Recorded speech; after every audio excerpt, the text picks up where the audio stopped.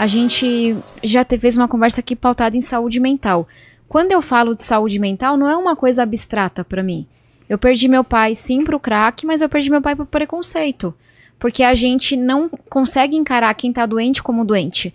A gente sempre joga a culpa na pessoa. Só que um problema como o de álcool e drogas, que atinge 10% da população, não é um problema da pessoa, é uma doença. A ciência já mostrou isso. Então, o fato de ter vivido as consequências de você não ter dinheiro e não encontrar uma vaga de saúde mental, uma vaga de psiquiatria, que foi o que a gente viveu com meu pai, faz você encarar essa questão com outra prioridade. Quando você vê Nunes, Boulos, Kim falando de Cracolândia, é de um lugar muito teórico. Ah, mas é sempre a visão clássica da esquerda ou da direita. Não é aquele lugar de como é que resolve? São Paulo tem 1.542 leitos de psiquiatria. Se você somar tudo, público e privado, quantos leitos a gente tem? 1.500. Não faz nem cosquinha. Pouco. Só na Cracolândia são 2.000 pessoas. Então, se você vem desse lugar de, cara, eu sei o que é passar a vida toda sem conseguir uma vaga... Então, qual seria a sua ideia para... Acho que a primeira coisa é ser honesta. Você tem os números? Você falou são 2.000 pessoas. A gente varia, né, o tamanho do fluxo, mas a estimativa é que pelo menos 2.000 pessoas você tem ali. E acho que o desafio é ser honesto com as pessoas, porque quem tá à minha esquerda só enxerga o doente. Quem tá à minha direita só enxerga o bandido. E eu preciso ter honestidade de virar para as pessoas e falar, tem os dois. Tem doente e tem bandido. Não é só saúde mental, nem só segurança. E aí, qual foi a humildade que eu tive? Que eu acho que tem que ter humildade também. Eu sentei para conversar, Vilela, com todos os ex-prefeitos de São Paulo. Kassab, Haddad, Serra, Marta, Erundina, com todos, Dória. E eu perguntei o que funcionou. Com quem que eu falo? O que não funcionou? Qual é o aprendizado? E Cracolândia, a principal coisa para mim foi todo mundo tentou alguma coisa. Só que é como se cada um escolheu uma solução. Alguns deram mais carga na questão da saúde, outros mais foco na questão de segurança. E aí eu fiz uma coisa ousada, mas que foi trazer as melhores pessoas que já atuaram na Cracolândia, do PT ao PSDB, para ter essa abordagem que olha para o todo.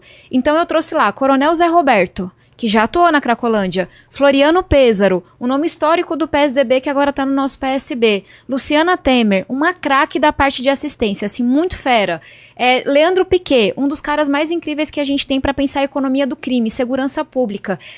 A gente trouxe Laura Miller, professora do INSPER, especializada em população em situação de rua.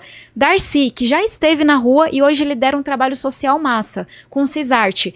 Eu montei um time assim foda, com perdão da palavra. Quem é o melhor para segurança, assistência e saúde? A gente tem Dr. Jair, que já atuou na questão de saúde mental na Cracolândia, um grande psiquiatra. E eles estão trabalhando juntos. Isso nunca aconteceu. Você pegar gente que já atuou da esquerda à direita para pensar o que acontece do ponto de vista de economia do crime. A Cracolândia existe porque a pessoa vai lá, pega o material na Santa Ifigênia, vai no Ferro Velho, vende, pega o dinheiro e compra o crack mais barato. Se você não entender esse mercado... É por isso que é lá. Porque o crack é mais barato, tem um mercado funcionando. E quando a gente fala de mercados, ou você torna o mercado inviável, ou ele vai brotar em outro lugar. Tem que sufocar aquilo que é a especialidade do nosso professor Leandro Piquet.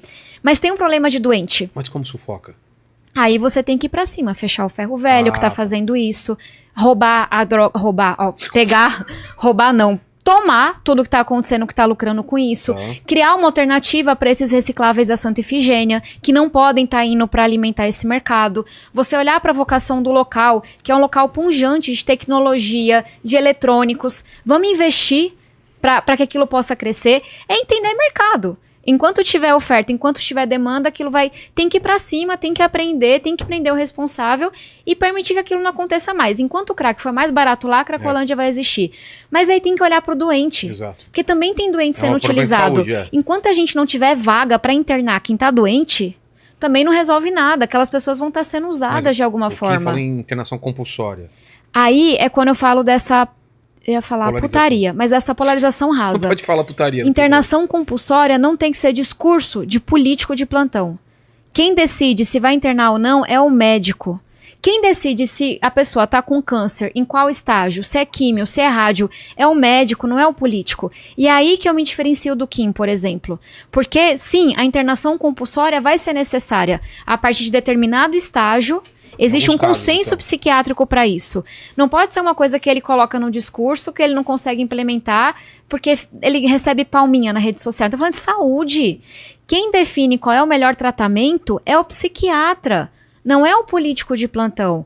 Se você vem com esse tanto de discurso, você não resolve nada. Então, vamos olhar para a segurança, vamos olhar para a saúde, vamos olhar para a assistência.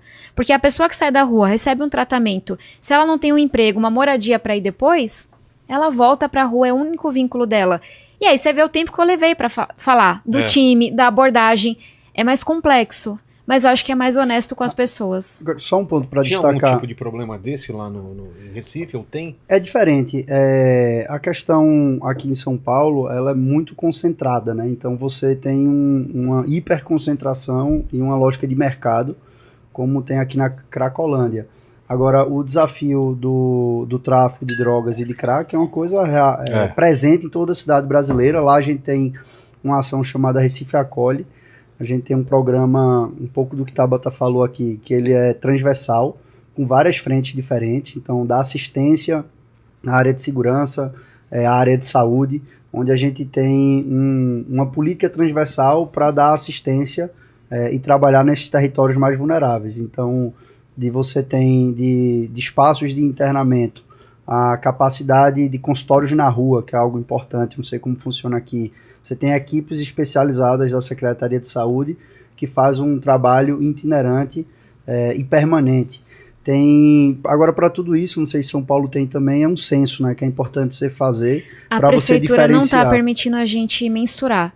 A gente tem um número hoje de 50 mil pessoas em situação de rua, mas é uma estimativa de organizações que estão fora da prefeitura, porque o número está tão absurdo, tão fora de controle, que a prefeitura ela não quer trabalhar com esses números oficiais. Então, o dado que a gente tem é de fora. A primeira ação que a gente fez lá foi um censo, né? Você, literalmente, a gente contratou... Quer ser honesto com as pessoas. Foi a Universidade Federal Rural de lá, tem um departamento específico da área social, em que faz um censo de toda a cidade, para você primeiro dimensionar, você qualificar essa informação, saber qual é o maior tipo de problema para você também endereçar as soluções. Então, acho que tudo tem que partir de um diagnóstico preciso, né?